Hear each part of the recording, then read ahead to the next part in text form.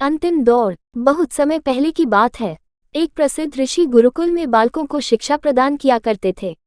उनके गुरुकुल में अनेक राज्यों के राजकुमारों के साथ साथ साधारण परिवारों के बालक भी शिक्षा प्राप्त करते थे। उस दिन वर्षों से शिक्षा प्राप्त कर रहे शिष्यों की शिक्षा पूर्ण हो रही थी और सभी बड़े ही उत्साह से अपने अपने घर लौटने की तैयारी में थे। जाने के पूर्व ऋषिवर ने सभी शिष्यों को अपने पास बुलाया। सभी शिष्य उनके समक्ष आकर एकत्रित हो गए। ऋषिवर सभी शिष्यों को संबोधित करते हुए बोले, प्रिय शिष्यों, आज आप सबका इस गुरुकुल में अंतिम दिन है। मेरी इच्छा है कि यहाँ से प्रस्थान करने के पूर्व आप सब एक दौड़ में सम्मिलित हो। ये एक बाधा दौड़ है जिसमें आपको विभिन्न प्रकार की बाधाओं का सामना करना होगा। आपको कहीं कूदना होगा तो कहीं पानी में दौड़ना होगा। सारी बाधाओं को पार करने के उपरांत अंत में आपको एक अंधेरी सुरंग मिलेगी जो आपकी अंतिम बाधा होगी। उस सुरंग को पार करने के उपरांत ही आपकी दौड़ पूर्ण होगी। तो क्या आप सब इस दौड़ में सम्मिलित होने के लिए तैयार है? हम तैयार हैं, सभी शिष्य एक स्वर में बोले।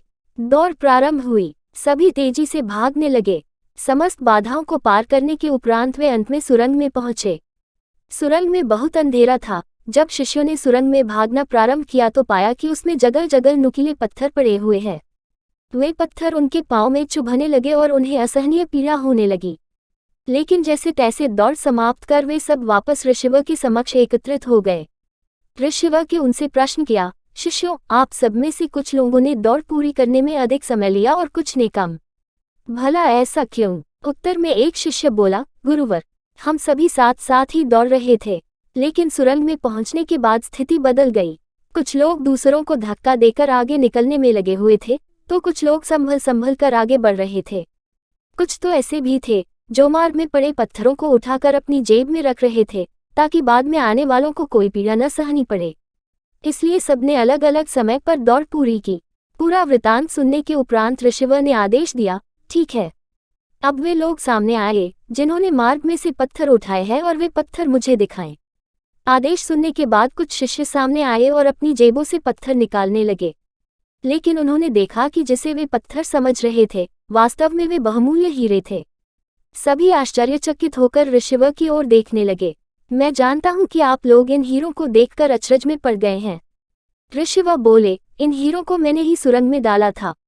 ये हीरे उन शिष्यों को मेरा पुरस्कार है जिन्होंने दूसरों के बारे में सोचा।